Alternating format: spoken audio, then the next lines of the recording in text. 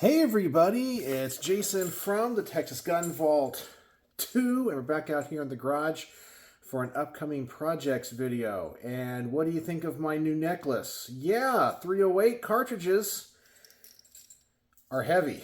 Yeah, I kind of look like Mr. T with this thing. And you're probably like, why in the hell does he have a belt of 308 around his neck? Well, that's because I'm going to get the opportunity to review my first belt-fed firearm. Now, this is not a machine gun or anything. It's just a rifle. That's all it is. It just feeds from a belt, but it is a pretty darn cool gun. So it's a semi-auto version of a machine gun. And I guess would be a light machine gun would be the term. I forgot what designates a light machine gun from like a heavy machine gun and so forth. But anyway, we are going to be reviewing this bad boy. This is a clone of an HK21. So the 1 in the name means it is in 308. The 2, I guess, meant it was part of the machine gun line. Because you know how HK's nomenclature works? Like the first digit, and this goes with the old legacy guns, I guess meant with the series of guns. The second digit dealt with the caliber. Like if it's a 1, it's a 308. 2, it was 7.62 by 39. 3, it was 5.56. 4 was 9mm, and so forth. And of course, you had like the 50 series, the 90 series, and a lot of people know like the 94. And then there's like the 53 and so forth. But anyway, this is the 21, or a clone of the 21. It's just a semi-automatic firearm that feeds from a belt. Now, this is going to be a really interesting review because, oh man, this is heavy. Ugh. Okay, so let's get this off. The comedy aspect of this is done. So yeah, we got lots of 308 here and room for a lot more. Now, I got to learn about this gun because I don't have a lot of experience on belt-fed guns. I do know that the barrel comes off really easily because it's designed, as I said, as a machine gun, so they kept this. And I can't remember who made this or this receiver. I know it's inside of the magwell. I'd have to double check on that. But it's like an HK Legacy gun with a few modifications. We have, of course, a carry handle, which they had some of these, I think, on the G3 rifle. It feeds from this side over here. You charge it like a traditional HK Legacy gun, so you do have your charging handle out here, and man, is that one, there we go. That requires a lot of energy. So there's our charging handle. You have kind of like a typical HK kind of lower stock, of course, based off of the 308. We have 2 pins here in the back. We do have a forward assist on this, which I kind of thought was very interesting. I do know one of the problems with like the 91 is the fact that sometimes the bolt doesn't always go back into battery. You really got to let that thing slam home for the bolt to close. But I think once the bolt is open, you can take out the barrel. I'm not going to do that right now. But yeah, and then you can take out the device here, which feeds the rounds through the belt. So I got to learn how to load it. Got to learn the history of this gun, the mechanics of it. Yeah, this thing is like a crew-served weapon. And so I have to figure out how in the world I am going to review this bad boy. But it's just going to be like a regular review. I'm just not going to, shoot it from the shoulder standing up. I'll just shoot it from the bench. So I'll probably do both the 25-yard range so I can shoot it kind of fast. In the shorter range, it's a private lane, so I can go as fast as I like. And of course, this is being semi-auto. It's just going to be as fast as I can pull the trigger. But when I go to the 100-yard range, there's rules there. It's like 1 shot every 3 seconds or something. So I guess I just have to take my time there. So I definitely will test this for accuracy, but for speed, I'll have to do the shorter range. But yeah, I'm going to be doing my first belt fed.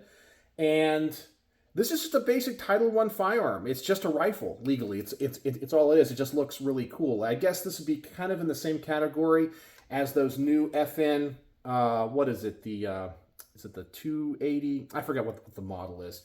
But they're belt fed as well. But this is belt fed 308. And yeah, this one's going to have a little bit of a learning curve. And I want to thank my friend jack number 2 for this one.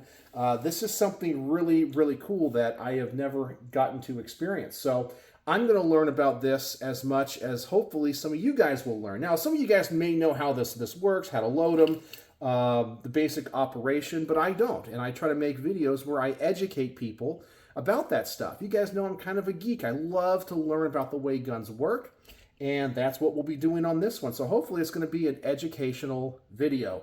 But man, this thing is heavy. Oh man, you can like use it as a weightlifting aid. And then of course we got the belt, so you can load the links.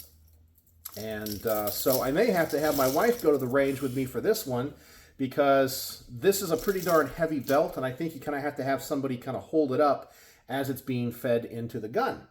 So yeah, I just wanted to share this one with you. This is going to be a really, really interesting one, and something I've just never ever done before. So yeah, you can do the HK slap on that one. You kind of have to on the 308, so the bolt will close, because this one does use the roller delayed system. Roller locking system, I guess. Anyway, so there you go. An HK21 clone belt-fed semi-automatic rifle. This is going to be a lot of fun. So I'm going to put this one in the queue somewhere. I still got a ton of stuff to do. I just finished the garage portion and edited all the footage of the Sig Sauer MCX Rattler and 300 Blackout. And I got to talk to D, because he lent that gun to the channel. And I'm a little bit disappointed in him, because I clean that gun for him. I always clean every gun that comes through the Texas Gun Vault when I get done reviewing it. And I do like a spick and span clean. Like I take it down and it is like detail cleaned, because it's just something that I want to do when anybody lends guns to the channel. That gun was dirty. D, you got to clean your guns more often. I know he doesn't care about that. And it ran great in the review. But man, that was like the dirtiest gun I have ever had to clean. Man, that thing took me a while. Never seen that much buildup in a gun. But I got it all out. It's looking good. Really happy, and I think he'll be happy with how it turned out. But yeah, so anyway, just a little short one tonight. Thanks for looking at me. I guess I was kind of like looking like Mr. T here, so hopefully you laughed. But man, that's an interesting gun right here. A heavy one, and yeah, so I got to figure out how to review this puppy.